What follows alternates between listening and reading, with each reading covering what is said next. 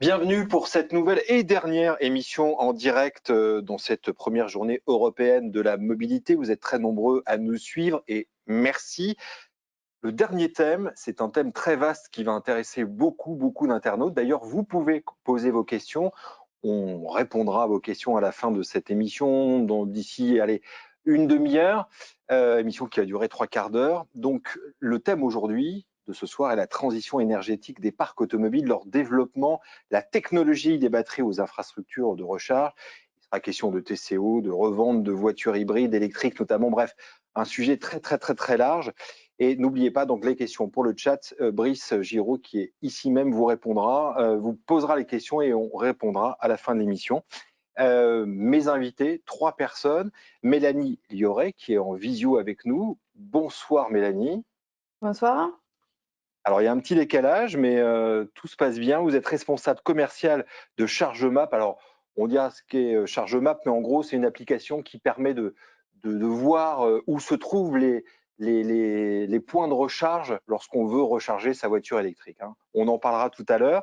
Vincent Huil, vous êtes en charge des projets autopartage et mobilité au sein du secrétariat général d'Engie. Bonsoir Vincent.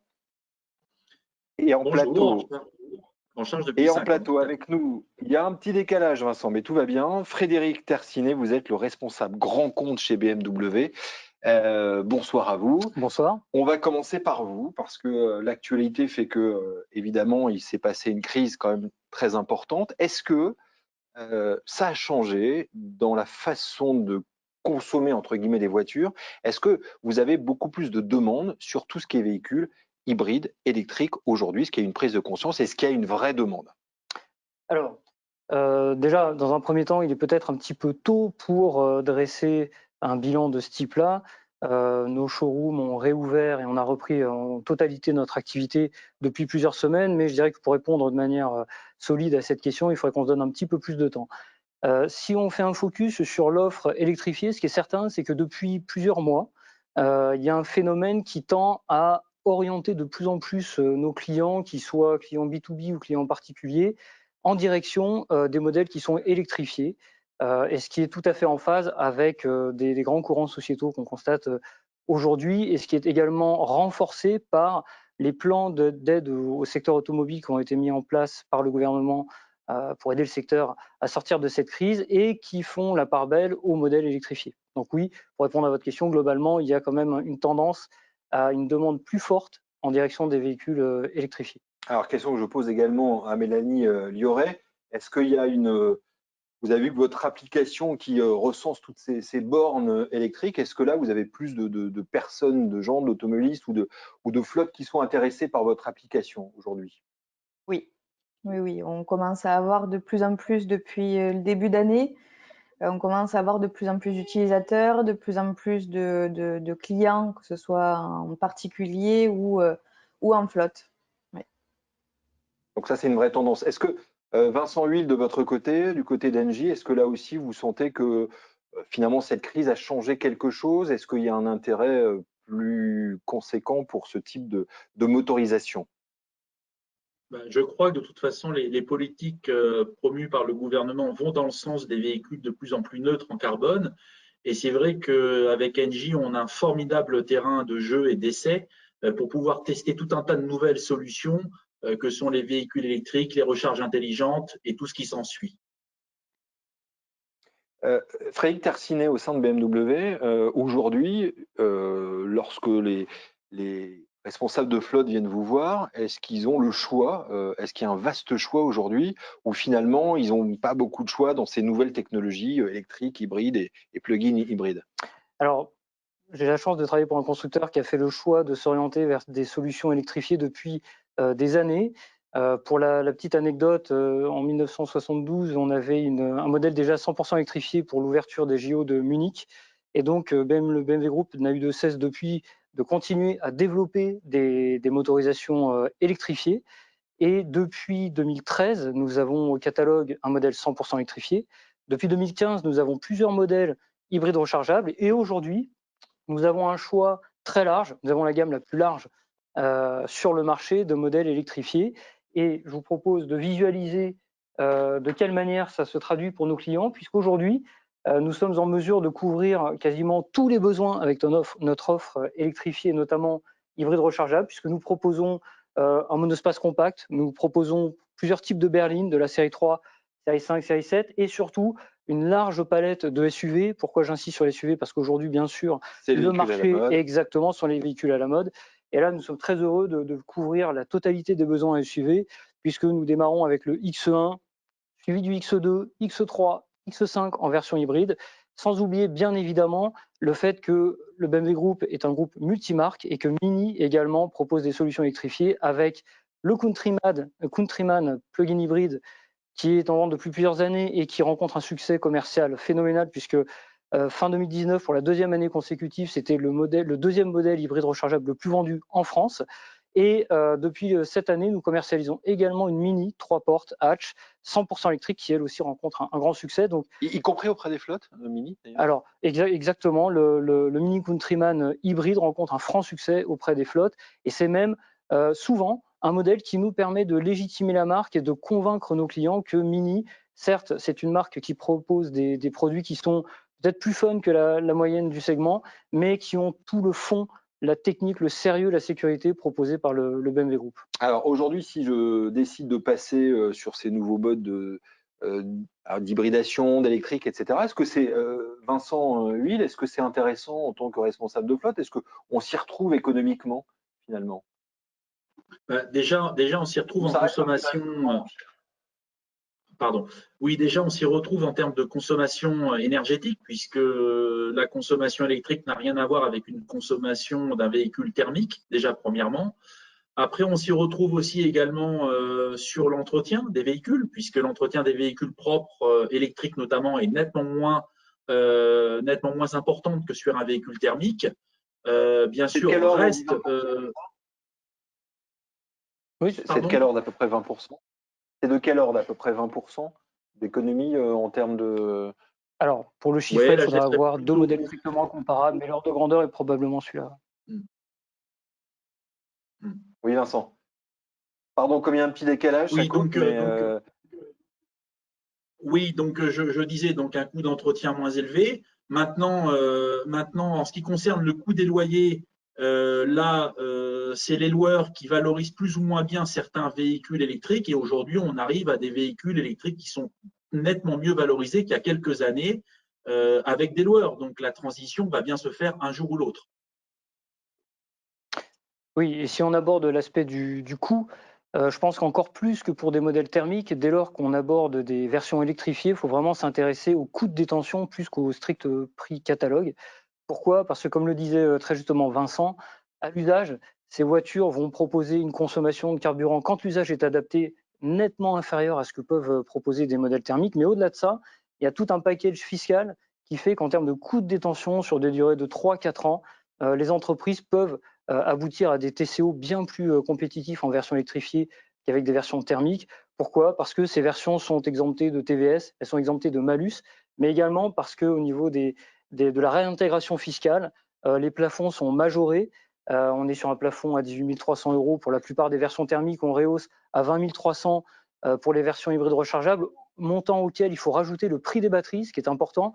Pour situer les choses, sur les modèles hybrides rechargeables BMW, le prix des batteries évolue entre 5 200 et un peu plus de 6 500 €, voire beaucoup plus sur le X5. Et sur les modèles purement électriques, on est même à 30 000 € de montant qui n'est pas réintégré fiscalement, auquel on peut encore une fois ajouter le prix des batteries, ce qui fait que, dit autrement, une i3 ne subit quasiment aucune réintégration fiscale. Et ça, c'est vraiment quelque chose d'important au-delà du prix tarif. Terme, du Exactement. Prix Exactement. Et vous faites des réductions sur ce type de véhicule? Bien sûr. Oui. Bien sûr. On peut négocier? On peut négocier et on diffuse nos grilles de réduction sous forme d'un accord tripartite et il y a tout un pavé qui est dédié à l'offre électrifiée du BMW Group, offre électrifiée, on l'a vu, qui est très large et qui va d'ailleurs être amenée à s'élargir.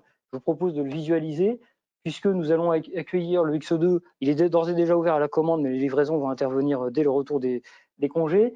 Et nous allons également accueillir une série 5 en version Touring. On avait déjà la version berline aujourd'hui et comme la série 3, on va accueillir une version Touring qui proposera un coffre beaucoup plus modulable. On aura également une version plus puissante, 545e, qui va permettre de combiner encore mieux qu'aujourd'hui les aspects plaisir et coût de détention maîtrisé. Et puis, on aura très rapidement également des modèles 100% électrifiés qui vont venir compléter l'offre, avec un iX3 qui va être proposé dans les prochaines semaines pour des livraisons plutôt au début d'année prochaine. Nous aurons également la BMW i4 qui sera disponible en 2021 et également un modèle iNext qui est un SUV de gros gabarits comparable en ordre de grandeur à un X5. Donc voilà, on a une offre qui vraiment s'enrichit très rapidement et qui va nous permettre de couvrir la plupart des besoins. Alors, les véhicules, les voitures, c'est parfait. Simplement, il y a aussi les bornes de recharge. Le gouvernement veut mettre un coup de boost sur les bornes de recharge. Emmanuel Macron, on annonce 100 000 d'ici à la fin 2021. Il y a à peu près 28 000, 30 000 aujourd'hui qui sont installés en France. Mélanie Lioré, question très simple, est-ce que c'est suffisant ou pas? C'est une bonne question. Moi, je pense qu'avant de regarder sur ce qui va être fait ou sur ce qui va être mis en place, c'est important de regarder ce qu'il y a déjà. Il y a beaucoup d'acteurs qui prennent part et je pense qu'il faut déjà bien savoir comment utiliser une borne, bien être briefé avant de parler de ce qui va se passer plus tard. Est-ce qu'aujourd'hui, les places pour les bornes ne sont pas utilisées par des véhicules classiques thermiques? Alors oui, c'est l'avantage de ChargeMap, c'est que justement, c'est un côté très communautaire en fait. Donc ça veut dire que vous, moi, n'importe qui, on peut ajouter des infos, modifier les infos sur ChargeMap. Comme j'aime bien l'appeler, c'est un petit peu le bébé non officiel de Waze et TripAdvisor. Donc on a justement des fiches de détails pour expliquer ce qui se passe sur les bornes. Et notamment, voilà, on a des photos, on a des commentaires utilisateurs. Et des fois, quand notre équipe en fait va vérifier, modérer les infos envoyées par les utilisateurs, on a des surprises assez originales pour essayer de, quand on a un véhicule thermique, de prendre la place d'un véhicule électrique pour stationner. Je m'adresse à la fois à Vincent Huil et à Frédéric Tercinet. Est-ce que au fond, ce mode de borne, savoir où elle se trouve, est-ce que c'est quelque chose de fondamental? Est-ce que par exemple dans vos véhicules, toutes les bornes vont être indiquées, seront indiquées? Comment ça va se passer concrètement? Parce que ça intéresse. C'est vrai que pour trouver s'il y a une voiture thermique qui est à la place, est-ce qu'on est renseigné? Comment ça se passe aujourd'hui? Alors, bien sûr, aujourd'hui, les systèmes de navigation de nos modèles sont équipés de fonctionnalités spécifiques aux versions électrifiées qui permettent de localiser une borne et même de demander très simplement à la voiture de vous y conduire. Vincent? Oui, alors moi, c'est vrai que je m'occupe plutôt des bornes qui sont sur les sites du groupe Engie, où, pour conforter ce que dit Mélanie, bien sûr, il y a d'abord une méthode d'apprentissage, c'est-à-dire qu'il faut apprendre chaque collaborateur à se servir des bornes. Et s'il sait s'en servir dans notre entreprise, il saura encore mieux s'en servir sur la voie publique. Et donc, je pense qu'on doit être là pour accompagner les collaborateurs dans cette transition et justement faire en sorte que d'utiliser une borne, c'est comme allumer ou éteindre l'électricité chez soi. Comment ça se passe? Il y a des formations qui sont faites pour les collaborateurs? En ce qui me concerne, oui. À chaque fois que quelqu'un s'inscrit notamment sur de l'autopartage, nous le formons à la prise en main d'un véhicule et à la recharge d'un véhicule pour savoir s'il est bien en mesure de lancer une charge. Parce que le pire, c'est de retrouver un véhicule électrique qui n'est pas rechargé. Mélanie, est-ce que finalement, il n'y a pas aussi un problème entre les constructeurs, pour le grand public ou même pour l'utilisateur? C'est-à-dire qu'on se dit, tiens, je vais à cette borne, j'ai une BMW ou une autre voiture, est-ce que je vais arriver à me brancher? Est-ce qu'il y a aujourd'hui tout est possible sur n'importe quelle borne de se brancher? Ouais, il y a effectivement des prérequis suivant les constructeurs et suivant les modèles de véhicules, mais là-dessus, c'est aussi important et je pense que c'est quelque part le rôle du gestionnaire, couplé justement aux loueurs ou aux responsables grands comptes du constructeur de faire cette pédagogie-là pour savoir quel est le type de véhicule. Et puis après, nous, de notre côté, ce qu'on arrive à faire typiquement, on fait beaucoup de conseils en fait à nos clients Moi, j'ai des clients grands comptes qui nous ont fait confiance et où je suis ravie de travailler avec eux, mais c'est aussi leur expliquer de manière très simple comment ça fonctionne. Et de notre côté, sur l'application, en fait, on indique, on essaye d'être le plus précis possible puisque c'est toujours un peu la jungle pour trouver des véhicules électriques. Et ce qu'on essaye de faire notamment, c'est d'indiquer dans la mesure du possible quand la borne est disponible ou occupée. Donc, on le symbolise aussi directement sur l'application ou sur le site, ce qui fait qu'un collaborateur qui, comme le dit Monsieur Huil, est quand même un peu briefé sur le sujet, bah, il pourra savoir en utilisant l'application où il va pouvoir charger et si la borne est disponible ou pas. Alors, Frédéric dans cette Tertine, oui. logique-là, nous cherchons également évidemment à accompagner au mieux nos clients. Le réseau est formé et assure des mises en main spécifiques pour les modèles électrifiés afin de, comme le disait Vincent, tout bêtement s'assurer que le client ou la cliente sera parfaitement en maîtrise du processus de recharge. Et au-delà de ça, depuis quelques jours, nous proposons 2 séries, un deuxième câble qui est livré avec tous les modèles électrifiés. Jusqu'à présent, on proposait nos modèles électrifiés avec un câble qui permettait de charger la voiture sur une prise de 120 volts classique. Désormais, en complément de ce câble, nous ajoutons 2 séries sur tous nos modèles électrifiés, un câble de type T2, T2 qui permet de se recharger sur la voie publique facilement, ce qui fait que c'est encore plus simple pour les clients. Quand on leur livre un modèle électrifié du BMW Group, ils ont tous les câbles qui leur seront utiles en utilisation courante. Vous avez aussi un deux roues qui cartonne. On a un deux roues qui cartonne, le BMW Group, dans son naming, il y a le terme de groupe. Évidemment, BMW Motorrad propose également un modèle 100% électrifié, le scooter C-Evolution, qui rencontre un succès assez tonitruant et qui est proposé en 2 versions, une version sans permis qui propose une autonomie de 100 km et puis une version un peu plus puissante, mieux motorisée et qui a encore plus d'autonomie, 160 km et qui elle est accessible aux motards qui possèdent le permis. Vincent Huil, est-ce que vous avez des 2 roues ou même imaginez des 2 roues électriques dans votre flotte, par exemple? Non, nous travaillons plutôt sur des vélos à hydrogène, donc c'est pas tout à fait la même chose, mais on travaille sur une certaine forme de 2 roues, mais pas sur des scooters ni des motos. Est-ce que tout ce qui est dit sur l'électrique, ça veut dire qu'au fond, BMW, vous allez arrêter ce qui a fait votre succès quand même de BMW, le diesel, c'est terminé, mort, enterré? Alors, ce qui a fait le succès de BMW, je serais tenté de dire que c'est avant tout le plaisir de conduire depuis toujours. Et ça, on continue à l'entretenir de manière de plus en plus diversifiée. Mais pour Vous êtes répondre à un la question, motoriste, nous sommes un motoriste notamment.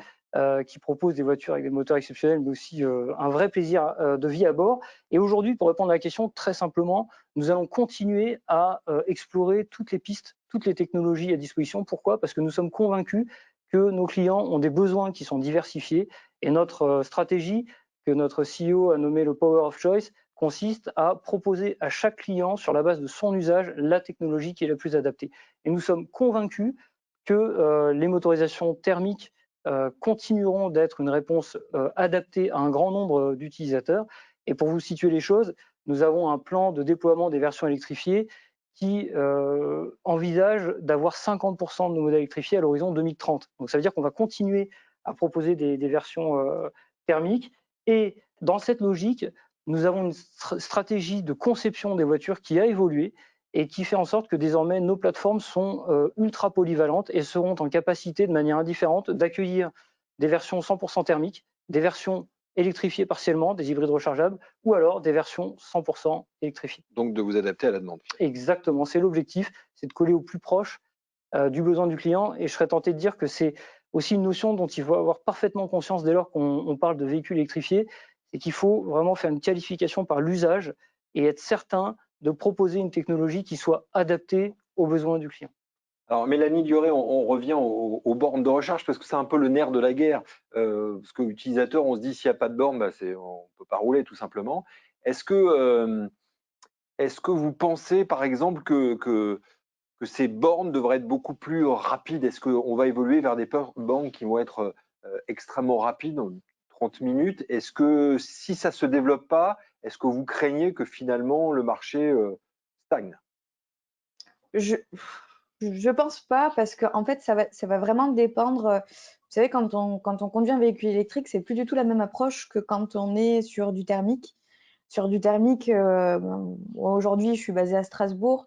Quand je descends à Toulouse en voiture, je vais prendre mon diesel ou je vais prendre mon essence et je vais faire 1 ou 2 pleins et puis je vais tracer.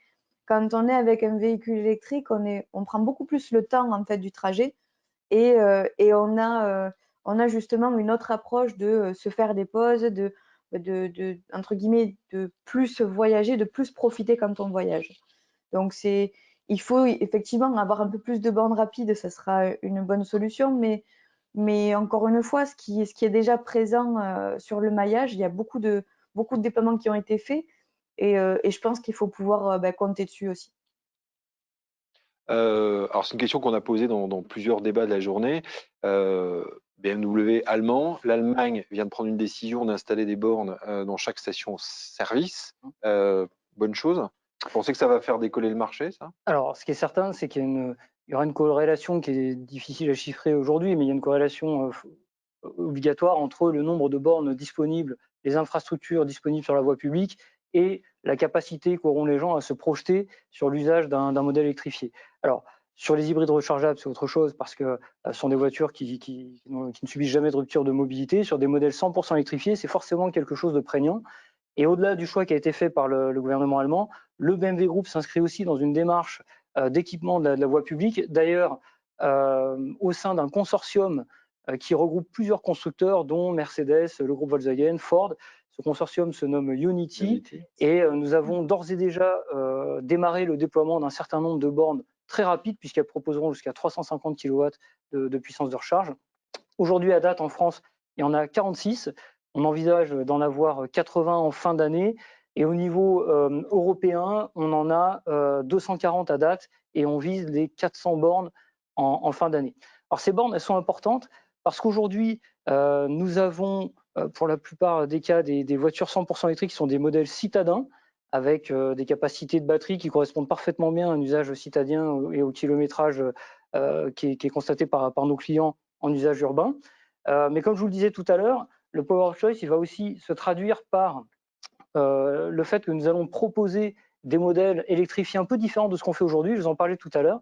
Le X3 qui est d'ores et déjà disponible en essence, en hybride rechargeable, en diesel d'ailleurs, avec des hybridations légères de type 48 volts, eh bien, va accueillir une version électrique. Et cette version électrique, forcément, va s'adresser à des gens qui souhaitent avoir un usage plus polyvalent d'une voiture 100% électrique. Donc, pour répondre à ces attentes, nous avons retenu 2 solutions techniques. La première, c'est forcément une capacité de batterie qui est largement plus importante que ce qu'on propose sur des citadines.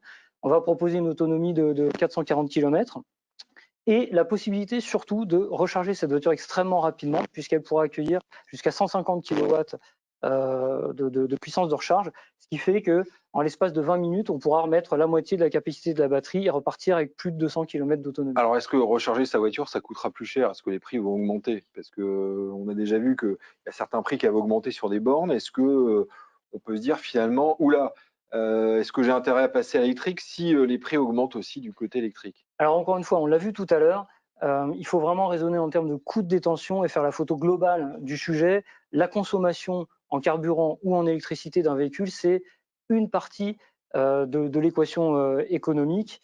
Et donc encore une fois, hein, Vincent en parlait tout à l'heure, c'est important, les valeurs résiduelles des loueurs, tous les avantages fiscaux dont bénéficie le modèle électrique. Vraiment, il faut faire la photo globale du sujet. Maintenant, le prix de l'électricité, on n'en est pas maître, nous, aujourd'hui. En revanche, on le maîtrise dans le cadre du consortium Unity et il y aura une tarification spécifique et préférentielle pour les gens qui rouleront dans des véhicules de marque qui font partie du consortium Unity.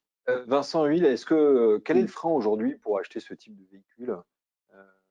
Est-ce qui est encore compliqué? Le frein, bien sûr, c'est le côté, comment dirais-je, interopérabilité, de trouver des bornes et de payer, de pouvoir se recharger comme on le fait actuellement lorsque l'on prend de l'essence. C'est un premier point. Le second point, c'est que évidemment, souvent les véhicules électriques, malgré tout, se développent dans des campagnes ou en province, là où les personnes peuvent recharger tranquillement et sans souci chez eux dans leur pavillon. Oui, c'est un peu le paradoxe de l'électrique, parce qu'au départ, c'était fait pour la ville. Or, c'est en ville, quand on habite au 5e ou 6e étage, c'est Ouais. impossible. Mélanie Lioré, est-ce que vous, dans votre application, où se branchent le plus les gens? Alors c'est bon, Paris peut-être, mais effectivement, comme vient de le dire Vincent, est-ce qu'en en province, est-ce que à la campagne, il y a beaucoup de demandes? Les gens ont les bornes chez eux, mais est-ce que vous sentez ça bouge? Oui, oui, oui, ça commence à se développer un peu partout. Nous, typiquement, on a des clients gestionnaires de flotte qui ont fait le pari de pas uniquement se développer en fait sur la région parisienne, mais bien dans d'autres villes comme Marseille, comme Toulouse, comme Bordeaux, Strasbourg et compagnie. Et c'est vrai que le pari est réussi puisqu'aujourd'hui, ça se déploie assez rapidement. C'est vrai que c'est toujours un challenge hein, de basculer sur ce type de véhicule-là et c'est toujours des freins cette recharge. Mais c'est important en fait d'être bien accompagné. Moi, je pense que à aujourd'hui, vous pouvez demander à nos clients qui ont l'air vraiment d'être satisfaits de nos services. On fait beaucoup de conseils, on fait beaucoup d'accompagnement. On a aussi déployé quelque chose qui est très utile parce que on discute en fait quand on discute avec un gestionnaire, on va discuter en direct. Mais après, il faut aussi que l'information puisse descendre au collaborateur. Et c'est le collaborateur au final qui sera sur le véhicule. Et on a en fait déployé un guide de la recharge qui permet justement de briefer le collaborateur là-dessus. Ça, c'est vraiment, on en revient là-dessus, hein, sur vraiment la pédagogie, c'est super important. Mm. Aujourd'hui, comment ça se passe quand on vous achète une voiture? Il y a vraiment un accompagnement qui est fait, notamment au sein des flottes?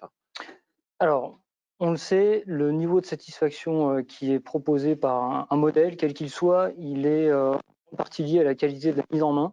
Et ça, j'en parlais tout à l'heure, on challenge vraiment fortement notre réseau qui travaille très bien sur le sujet pour accompagner le mieux possible les gens lors de la mise en main. Après, il y a tout un rôle de conseil qui est fait, par exemple, par les équipes, l'équipe des ventes aux entreprises du BMW Group France, auprès de nos interlocuteurs chez les clients et chez les loueurs, afin de parfaitement bien expliquer ce qu'est un modèle électrifié, quelles sont ses spécificités, quelles sont ses capacités, quelles sont aussi, pour le moment, ses limites, afin que vraiment le choix soit fait en parfaite connaissance de cause et qu'on atteigne le plus haut niveau de satisfaction au final, parce que c'est quand même ça qu'on cherche, qu'on vende un modèle thermique ou un modèle électrifié. Vincent, oui, on l'a déjà évoqué, mais c'est vraiment une part importante, la pédagogie auprès de personnes qui peuvent découvrir aussi ce type de motorisation. Il y a vraiment vraiment une grosse demande d'information. En tout cas, enfin, nous, Engie, en tant qu'entreprise énergétique et vouée à la transition zéro carbone, c'est vrai que pour nous, on a un peu ce rôle d'ambassadeur, justement, de pouvoir faire en sorte que nos collaborateurs soient les early adopters de ce type de motorisation. Moi, aujourd'hui, je suis souvent appelé, aujourd'hui, j'ai été encore appelé 2 fois par des collaborateurs qui souhaitent s'équiper d'un véhicule électrique ou d'un véhicule plug-in et ils me demandent voilà, comment est-ce que c'est bien, comment je vais pouvoir me recharger. Donc oui, il y a une véritable éducation à faire en ce sens. C'est vraiment est-ce que c'est bon, pour dire les choses clairement, est-ce que les gens sont un peu forcés parce qu'il y a des réglementations ou il y en a qui viennent quand même par plaisir? Alors, c'est une bonne question. La réponse, elle est double. D'abord, on l'a dit tout à l'heure, il y a des incitations fiscales qui rendent les modèles électrifiés de plus en plus attractifs d'un point de vue économique. Et on sait que la partie économique est assez centrale dans le choix qui est fait notamment par les entreprises. Mais il y a effectivement une notion de plaisir qui est proposée par les modèles électrifiés. Plaisir parce que les motorisations électriques sont des motorisations parfaitement silencieuses, qui sont exemptes de vibrations et qui proposent des performances très élevées, avec une grande immédiateté de la réponse du moteur, par exemple. Et les versions hybrides, elles, proposent un champ du possible qui est beaucoup plus large qu'une version thermique, puisque vous pouvez choisir de fonctionner en thermique, en 100% électrique ou en mixant les deux, et sachant en plus que ce sont des versions qui sont performantes, puisque les niveaux de puissance proposés par les versions hybrides sont assez élevés. Mélanie Liorel, est-ce que vous pensez que on revient sur ces histoires de 100 000 bornes fin 2021 en France. Est-ce que vous pensez que cette annonce a pu provoquer, on va dire, un intérêt ou pas vraiment? Est-ce que ça va avoir un impact? Est-ce que le poids du président de la République qui annonce 100 000 bornes en France, est-ce que ça va inciter les gens à venir, par exemple, sur votre application, à consommer, on va dire, auprès des bornes électriques qui existent? Pas encore. C'est trop tôt pour juger tout ça. Nous, vous savez, on existe depuis 2011, donc on a quand même une antériorité sur le sujet qui est assez bien placée. On a dans tous les cas la communauté qui commence à grandir parce que c'est pas forcément franco-français, mais bien européen. Donc, Vous avez vous dites une communauté, c'est combien de personnes aujourd'hui? plus de 450 000 utilisateurs. Voilà. Donc c'est vrai que bah, on fonctionne avec ça. Maintenant, je pense que ça fera son petit bout de chemin dans les mois qui viendront. Mais en termes de flotte, il y a vraiment, bah, je rebondis sur ce que disait Monsieur Huy, on a effectivement, on compte une DBU de chez Engie qui est client chez nous au niveau des badges. Et ça se passe très très bien au niveau de la gestion, au niveau de l'accompagnement. Donc, je pense que ça va se faire petit à petit pour chacun. Ça évolue en tout cas.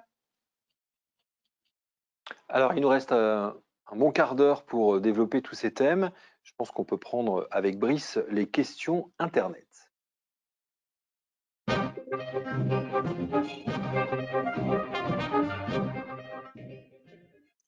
Bonjour à tous. Alors, on parle beaucoup de l'électrique. La première question, c'est et l'hydrogène dans tout cela? Quels sont les projets de BMW en matière de voitures à hydrogène et de piles à combustible? Alors, le BMW Group travaille depuis plusieurs décennies sur des motorisations alimentées par de l'hydrogène. Nous continuons de travailler sur le sujet, d'ailleurs en association avec Toyota.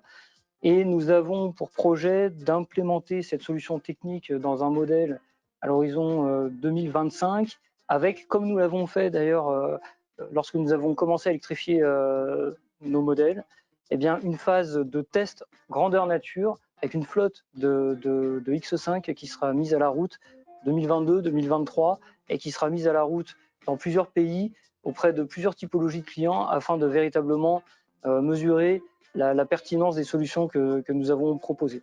Un petit peu compliqué de se projeter en termes de date, encore une fois. Dites-vous voilà, qu'on a ce premier point de passage en 2022-2023 et que probablement dans les années qui suivront, nous serons en mesure de proposer ce type de technologie.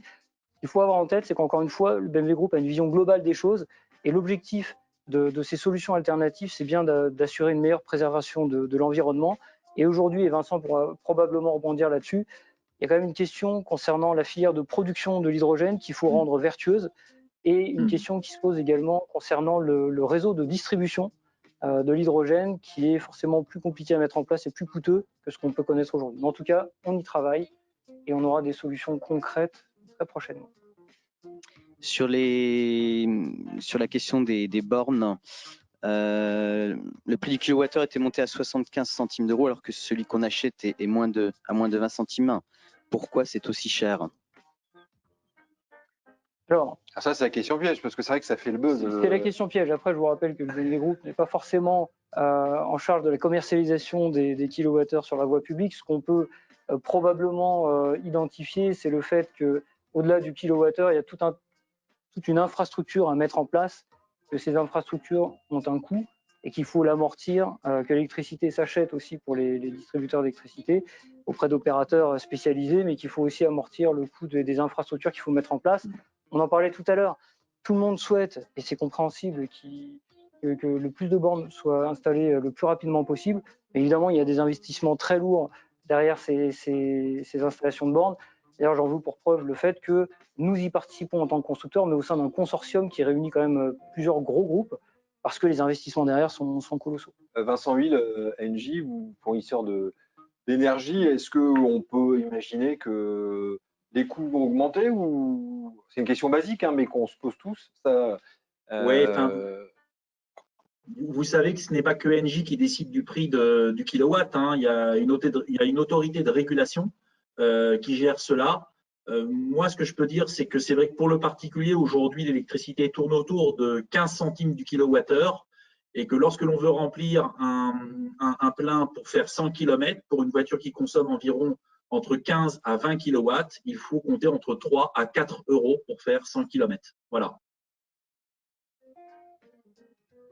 Brice, est-ce qu'il y a d'autres questions? Oui, tout à fait, toujours sur les bornes. Il y avait eu à plusieurs reprises des pannes du réseau, donc c'est une question qui ne s'adresse pas forcément à nos interlocuteurs, mais en tout cas, si vous avez un avis sur le sujet, le réseau électrique national peut-il supporter la recharge de plus de 15 millions de véhicules électriques? Alors ça, c'est la question qui revient tout le temps. Je ne sais pas qui peut répondre à cette question, mais si tout le monde se charge en même temps, forcément, il y aura on peut peut-être apporter des éléments de réponse à cette question. Il faut se projeter un petit peu dans quelques années et envisager le fait que le développement de la voiture électrique est une formidable opportunité pour les opérateurs qui sont en charge de distribuer l'électricité. Pourquoi? Parce que finalement, on va venir stocker une vraie problématique aujourd'hui de stockage d'électricité. Et là, on va avoir la possibilité de répartir sur l'ensemble du territoire finalement plusieurs points de stockage, puisque les capacités des batteries des voitures n'ont de cesse d'augmenter. Et qu'en fait, à terme, dans un futur relativement proche, ces voitures vont devenir bidirectionnelles, c'est-à-dire qu'elles seront capables évidemment d'accueillir et de prendre de l'électricité de la part du réseau. Elles seront également capables d'en restituer, ce qui fait que ça permettra aussi aux opérateurs de lisser les pics de charge et d'avoir sur certaines heures, il y a des voitures qui sont connectées au réseau, mais qui non seulement ne se rechargeront pas, mais avec l'accord des propriétaires, seront en capacité de délivrer une partie de l'énergie qui est stockée dans leur batterie au réseau. Et ça permettra d'une part de lisser les pics de charge, et d'autre part, ça permettra de rendre utile le fonctionnement de moyens de production d'électricité dits verts, basés sur les énergies renouvelables telles que les éoliennes, qu'on pourra faire tourner de nuit. Pourquoi? Parce que là, on aura des tarifs préférentiels qui permettront de recharger les batteries qu'on aura accepté soit de ne pas charger, soit carrément de décharger durant le pic de charge. Vincent, oui, ça se passera exactement comme nos machines à laver aujourd'hui, où il y a des pics de consommation, on paye moins cher suivant les heures où on utilise la machine. Ça sera pareil pour la recharge. Oui, je pense qu'on peut prévoir ça. Et pour confirmer ce que dit Frédéric, c'est ce qu'on appelle le véhicule to grid, c'est-à-dire bidirectionnel. Je rappelle pour nos auditeurs que c'est le gouvernement japonais qui avait demandé à Mitsubishi, je crois, de développer cela suite à Fukushima en 2008. Brice. On revient sur les véhicules électriques, hein, toujours, vu qu'on parle de véhicules propres, qu'en est-il de l'empreinte écologique totale des véhicules électriques, y compris le recyclage des batteries? Est-ce vraiment écologique? Voilà, du puits à la roue, est-ce qu'une voiture électrique finalement est aussi écologique qu'on veut bien le dire? Alors encore une fois, le BMW Group a eu une approche globale des choses. On a pris le temps de concevoir des voitures, d'appréhender tout l'écosystème du véhicule électrique. Et c'est pour ça que lorsque nous avons proposé notre premier modèle 100% électrique, la BMW i3 en 2013, nous sommes partis d'une feuille blanche. Nous avons conçu la voiture la plus efficiente possible avec des solutions techniques très coûteuses mais très performantes, un châssis en alu, une coque en carbone. Et on a fait le choix de produire cette voiture dans une usine spécifique qui est 100% auto-alimentée en électricité par des sources d'énergie renouvelables, qui consomment beaucoup moins d'eau qu'une usine classique. Et pour ce qui est des batteries, eh bien, le BMW Group, encore une fois, a une approche long terme. Et aujourd'hui, nous avons des filières d'approvisionnement de matières premières qui sont vertueuses. Nous avons également un travail qui est en cours pour développer un processus de recyclage des batteries. Aujourd'hui, le processus technique est abouti. Nous en sommes à l'équation économique également est solutionnée. On cherche un partenaire industriel pour le mettre en place. Et dans cette attente, nous avons certaines usines du BMW Group dans lesquelles nous avons aménagé des zones d'accueil des batteries, des voitures électrifiées qui sont en fin de vie.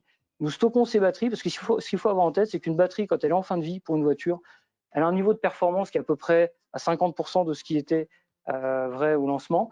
Mais ça veut dire qu'il reste quand même 50% de l'énergie qui est capable d'être stockée et restituée. Et du coup, nous stockons ces batteries. Nous alimentons ces batteries via des sources d'alimentation basées sur les énergies renouvelables, des éoliennes, des panneaux solaires. Et ces batteries stockent de l'énergie et restituent de l'énergie aux usines auxquelles elles sont rattachées. Et lorsque nous aurons cette filière de recyclage des batteries qui sera totalement aboutie, alors nous réutiliserons ces batteries pour les recycler et réinjecter les matières premières dans le process de fabrication des modèles électrifiés à venir. Brice, on va peut-être prendre une dernière question. Oui, une question encore très, très générale. Que pensez-vous de l'avenir de la voiture particulière? Est-ce que la généralisation de voitures autonomes en accès libre est une tendance que vous allez suivre? Alors, pour ce qui est de la voiture particulière, il y a plusieurs études qui ont été publiées récemment et qui montrent qu'il y a un réel attachement de la part des clients à la mobilité individuelle et que cette mobilité individuelle passe en grande partie par la voiture. Pour ce qui est de la deuxième partie de votre question, vous pouvez me la rappeler parce que j'étais sur. C'était, excusez-moi.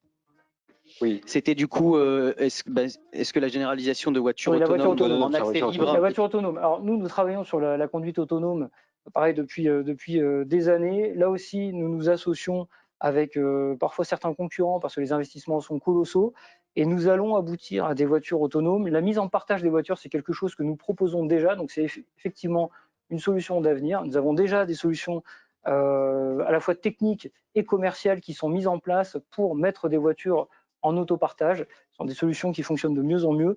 Effectivement, c'est une voie d'avenir qui permettra de notamment conserver la voiture, une place acceptable pour tout un chacun de la voiture, même dans les ultra-centres-villes. Mélanie Lioré, on voit il y a eu beaucoup de questions sur les bornes. C'est quelque chose qui interpelle beaucoup d'utilisateurs. Est-ce que vous avez prévu des choses nouvelles pour informer tous ceux qui seraient intéressés pour recharger leur voiture? Comment vous voyez les choses évoluer dans les prochains mois et les prochaines années? À notre niveau, en tout cas, nous, on essaye d'améliorer toujours les services qu'on propose. On a à la fois, côté utilisateur, en fait, des améliorations qui sont prévues d'ici fin d'année au niveau de l'application et du site Internet, avec des jolies nouveautés que je peux vous teaser un petit peu, mais voilà, ça reste là. Et puis, côté, en fait, gestionnaire de flotte, on s'attache, en fait, à proposer une interface qui évolue avec le besoin du client et avec les contraintes qu'ils peuvent avoir. Et on est toujours preneur, donc c'est vrai que c'est une interface qui aujourd'hui est assez évolutive et voilà, on s'adapte. On est petit, mais on s'adapte. Vous pensez finalement avoir le même succès qu'un Waze dans votre domaine, parce que Waze, ça fait un carton et maintenant c'est devenu une référence. Est-ce que vous pensez qu'à terme, ça va devenir une référence finalement?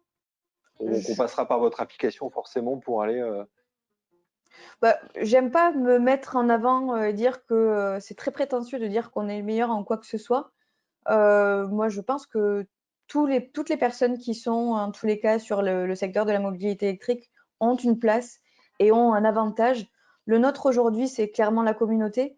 Il n'y a pas besoin de dire qu'on est les meilleurs en quoi que ce soit. Il suffit de regarder en fonction de ce qu'on cherche, les chiffres qui seront intéressants. Et en tout cas, sur la communauté d'utilisateurs, on a quelque chose qui fait quelque chose, qui nous fait avoir un bon positionnement. Vincent Huil, parce qu'il est temps de conclure, qu'est-ce que vous diriez qu'aujourd'hui, on est vraiment dans une révolution en marche, qu'on va à fond vers ce type de véhicule, ou dans les flottes, on restera quand même d'une certaine façon un peu traditionnel avec des véhicules encore diesel, encore essence, enfin diesel, pendant un certain nombre de temps? Non, je pense qu'il faudra qu'on trouve le meilleur mix possible. L'électricité ne peut pas répondre à 100% de nos besoins. On a vu tout à l'heure que ça pouvait poser problème actuellement pour recharger des véhicules si tout le monde recharge en même temps un véhicule, même si on a des solutions d'avenir. Je pense qu'il faudra un mix équilibré entre de l'électricité, peut-être de l'hydrogène, du gaz naturel véhicule, peut-être également encore un peu d'essence propre, avec du flex fuel peut-être, mais ça sera une solution équilibrée, voilà, qu'il nous faut. Oui, Frédéric, pour conclure, vous pensez que c'est vraiment ça l'avenir? C'est pas une énergie, c'est plusieurs énergies, plusieurs solutions suivant son usage. Si on fait 40 000 km par an ou si on n'en fait que 18 000, il y aura des réponses pour tout le monde. C'est ça l'avenir. C'est exactement la stratégie qui est retenue par le BMW Group, le Power of Choice. L'idée, c'est de dire, on vous accompagne. En premier lieu, on va identifier votre besoin de la manière la plus fine et la plus pertinente et on vous proposera la technologie la plus pertinente. Comme vous le disiez, quelqu'un qui fait 40 000 km par an, il est probablement bien plus pertinent de lui proposer une motorisation diesel, très bien dépolluée, pourquoi pas avec de l'hybridation légère qu'on propose sur une grande partie de la gamme aujourd'hui et qui permet encore d'améliorer les performances en termes d'émissions de CO2 et de consommation.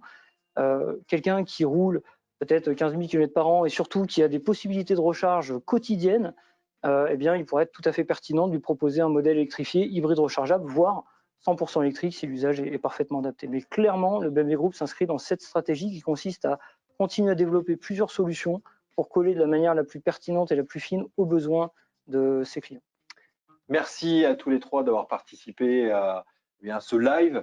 Je rappelle que nous serons encore demain avec vous à partir de 9h. Merci au Salon Autonomie et Agora News Mobility, toutes les équipes Agora Manager qui ont participé toute la journée à ces émissions qui ont été passionnantes. On pourrait encore débattre pendant des heures. Et n'oubliez pas aussi Francky Zapata à 18h demain soir qui sera là pour nous parler de la voiture volante. Vous n'êtes pas encore sur la voiture volante, Pas encore, BMW? on va démarrer avec la voiture autonome, on verra après. Peut-être. Merci à tous et passez Merci. une excellente soirée. Merci. Merci. Merci. Merci.